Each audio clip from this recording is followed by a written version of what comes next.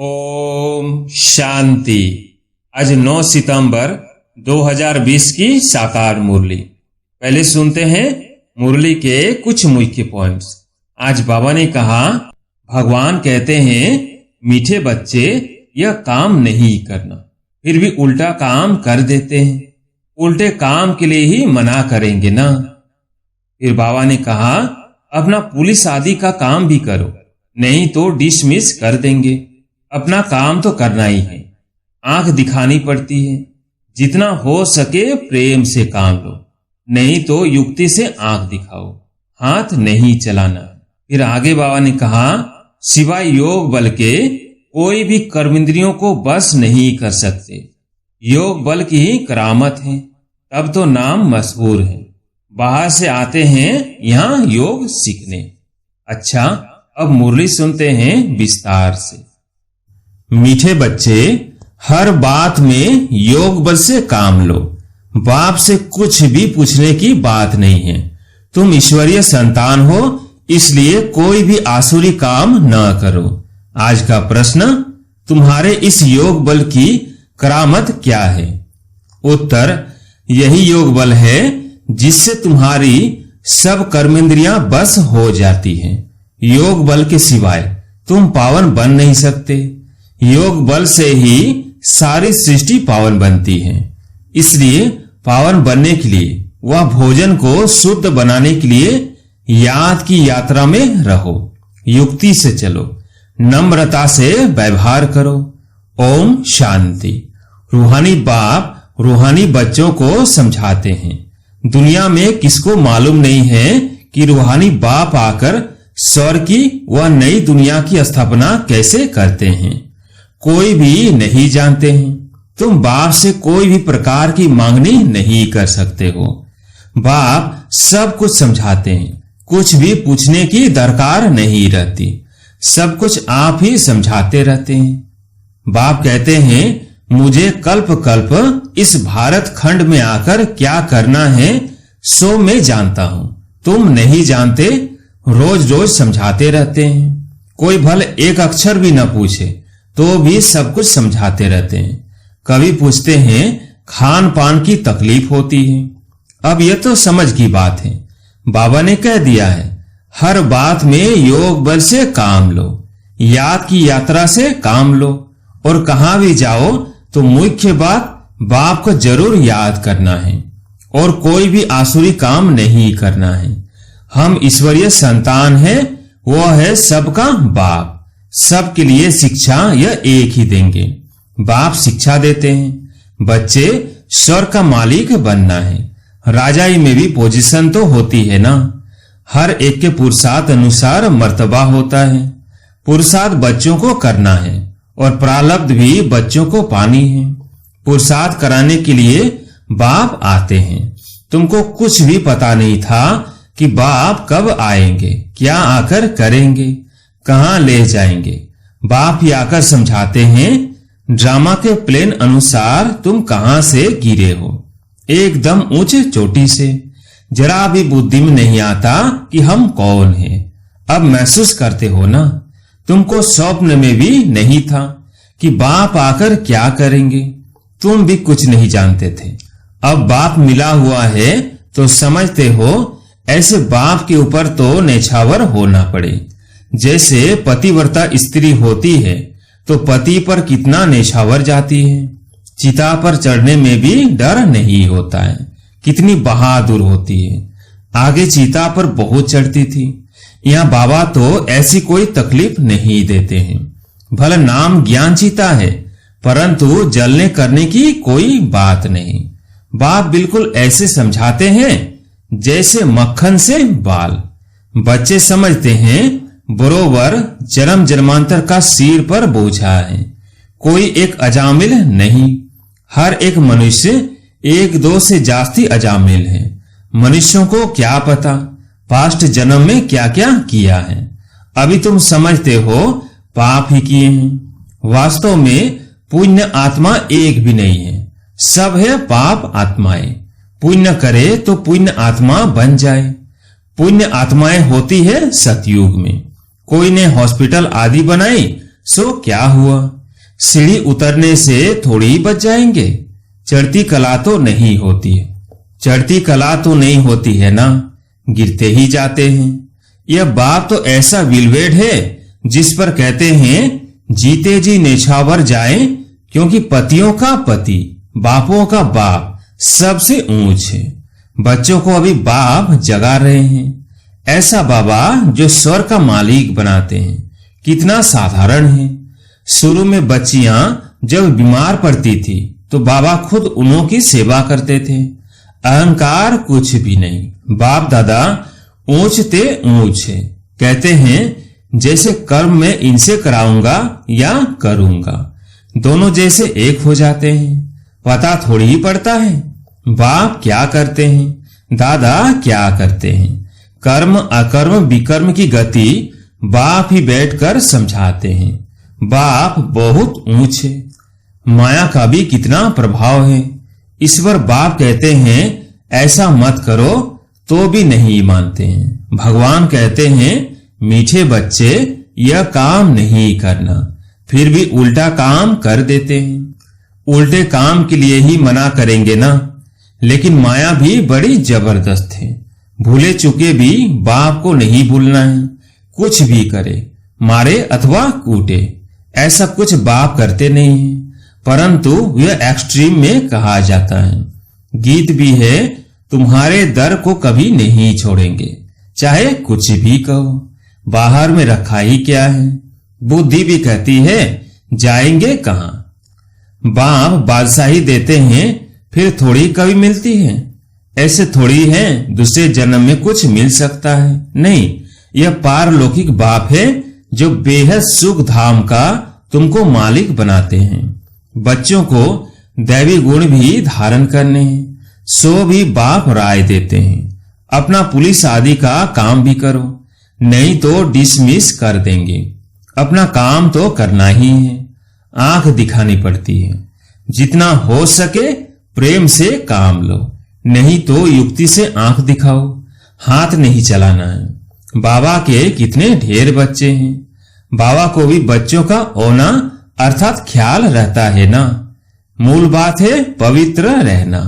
जन्म जन्मांतर तुमने पुकारा है ना, हे पतित पावन आकर हमको पावन बनाओ। परंतु अर्थ कुछ भी नहीं समझते। बुलाते हैं तो जरूर पतित है, नहीं तो बुलाने की दरकार नहीं, पूजा की भी दरकार नहीं। बाप समझाते हैं तुम अबलाओं पर कितने अत्याचार होते हैं, सहन करना ही है। युक्तियां भी बतलाते रहते हैं। बहुत नम्रता से चलो, बोलो आप तो भगवान हो, फिर यह क्या मांगते हो। हथियाला बांधते समय कहते हैं मैं तुम्हारा पति ईश्वर गुरु सब कुछ हूं, अब मैं पवित्र रहना चाहती हूं, तो तुम रोकते क्यों हो। भगवान को तो पतित पावन कहा जाता है ना। आप ही पावन बनाने वाले बन जाओ। ऐसे प्यार से नम्रता से बात करनी चाहिए। क्रोध करे तो फूलों की वर्षा करो। मारते हैं फिर अफसोस भी करते हैं। जैसे शराब पीते हैं तो बड़ा नशा चढ़ जाता है। अपने को बादशाह समझते हैं, तो यह विष भी ऐसी चीज है बात मत पूछो। पछताते भी हैं, परंतु आदत पड़ी है तो टूटती नहीं है। एक दो बार विकार में गया, बस नशा चढ़ा, फिर गिरते रहेंगे। जैसे नशे की चीजें खुशी में लाती है, विकार भी ऐसे हैं। यहाँ फिर बड़ी मेहनत है। सिवाय योग बल के कोई भी कर्मेंद्रियों को बस नहीं कर सकते। योग बल की ही करामत है, तब तो नाम मशहूर है। बाहर से आते हैं यहाँ योग सीखने, शांति में बैठे रहेंगे, घर बार से दूर हो जाते हैं। वह तो है आधा कल्प के लिए आर्टिफिशियल शांति। किसको सच्ची शांति का मालूम ही नहीं।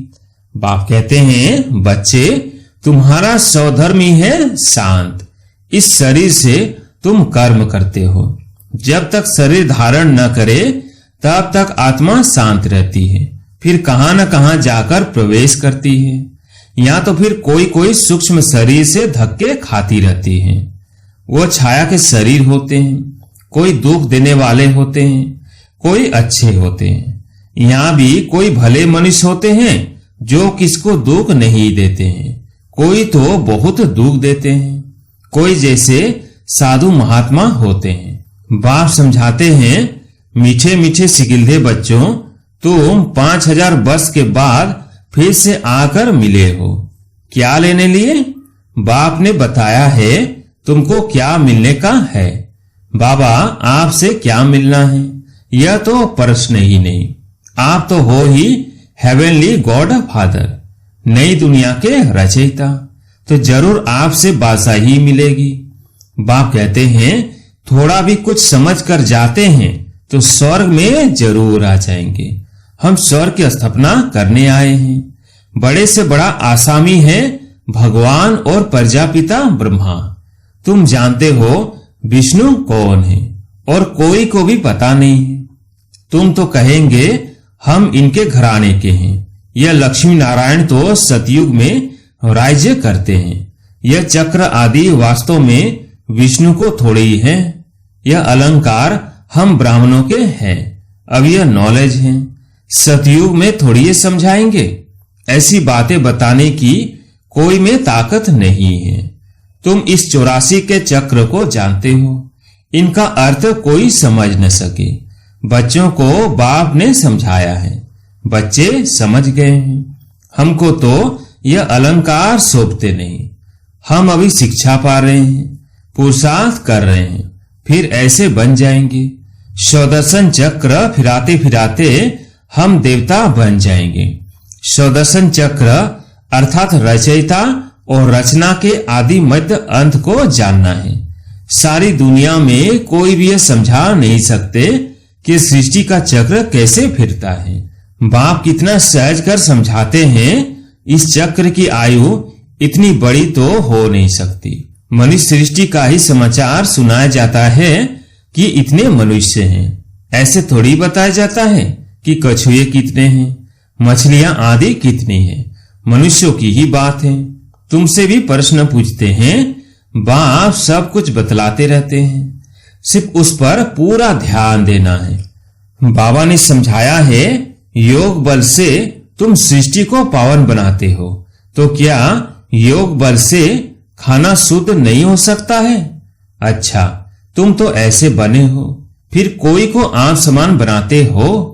अभी तुम बच्चे समझते हो कि बाप आया है स्वर्ग की बादशाही फिर से देने, तो इनको रिफ्यूज नहीं करना है। विश्व की बादशाही रिफ्यूज की तो खत्म, फिर रिफ्यूज अर्थात किचड़े के डिब्बे में जाकर पड़ेंगे। ये सारी दुनिया है किचड़ा, तो इनको रिफ्यूज ही कहेंगे। दुनिया का हाल देखो क्या है। तुम तो जानते हो हम विश्व के मालिक बनते हैं। यह किसको पता नहीं है कि सतयुग में एक ही राज्य था। मानेंगे नहीं। अपना घमंड रहता तो फिर जरा भी सुनते नहीं, कह देते ये सब आपकी कल्पना है। कल्पना से ही यह शरीर आदि बना हुआ है। अर्थ कुछ नहीं समझते, बस यह ईश्वर की कल्पना है। ईश्वर जो चाहे सो बनते हैं, उनका यह खेल है। ऐसी बातें करते हैं, बात मत पूछो। अभी तुम बच्चे जानते हो बाबा आया हुआ है। बुढ़िया भी कहती है बाबा हर 5000 वर्ष के बाद हम आपसे स्वर्ग का वर्षा लेते हैं। हम अभी आए हैं स्वर्ग की राजाई लेने। तुम जानते हो कि सभी एक्टर्स का अपना पार्ट है। एक का पार्ट न मिले दूसरे से। तुम फिर इसी ही नाम रूप में आकर इसी समय बाप से वर्षा लेने का पुरुषार्थ करेंगे। कितनी अथाह कमाई है। भल बाबा कहते हैं थोड़ा भी सुना है तो स्वर्ग में आ जाएंगे, परंतु हर एक मनुष्य पुरुषार्थ तो उच्च बनने का ही करते हैं ना, तो पुरुषार्थ है फर्स्ट। अच्छा, मीठे मीठे सिकिलधे बच्चों प्रति माता पिता बाप दादा का याद प्यार और गुड मॉर्निंग। रूहानी बाप की रूहानी बच्चों को नमस्ते। हम रूहानी बच्चों की रूहानी बाप दादा को याद प्यार गुड मॉर्निंग नमस्ते नमस्ते। धारणा के लिए मुख्य सार।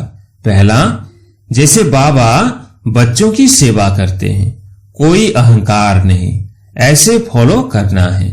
बाप की सीमत पर चलकर विश्व की बादशाही लेनी है। रिफ्यूज नहीं करनी है। दूसरा पॉइंट, बापों का बाप, पतियों का पति जो सबसे ऊंच है, व्हील बेड है, उस पर जीते जी नेछावर जाना है, ज्ञान चिता पर बैठना है। कभी भूले चुके भी बाप को भूल उल्टा काम नहीं करना है। आज प्यारे मीठे बाबा का वरदान, मास्टर ज्ञान सागर बन ज्ञान की गहराई में जाने वाले अनुभव रूपी रत्नों से संपन्न भव। मास्टर ज्ञान सागर बन ज्ञान की गहराई में जाने वाले अनुभव रूपी रत्नों से संपन्न भव। जो बच्चे ज्ञान की गहराई में जाते हैं वे अनुभव रूपी रत्नों से संपन्न बनते हैं। एक है ज्ञान सुनना और सुनाना, दूसरा है अनुभवी मूर्त बनना। अनुभवी सदा अविनाशी और निर्विघ्न रहते हैं, उन्हें कोई भी हिला नहीं सकता। अनुभवी के आगे माया की कोई भी कोशिश सफल नहीं होती। अनुभवी कभी धोखा नहीं खा सकते, इसलिए अनुभवों को बढ़ाते हुए हर गुण के अनुभवी मूर्त बनो। मनन शक्ति द्वारा शुद्ध संकल्पों का स्टॉक जमा करो। आज का स्लोगन, फरिश्ता वह है जो देह के सूक्ष्म अभिमान के संबंध से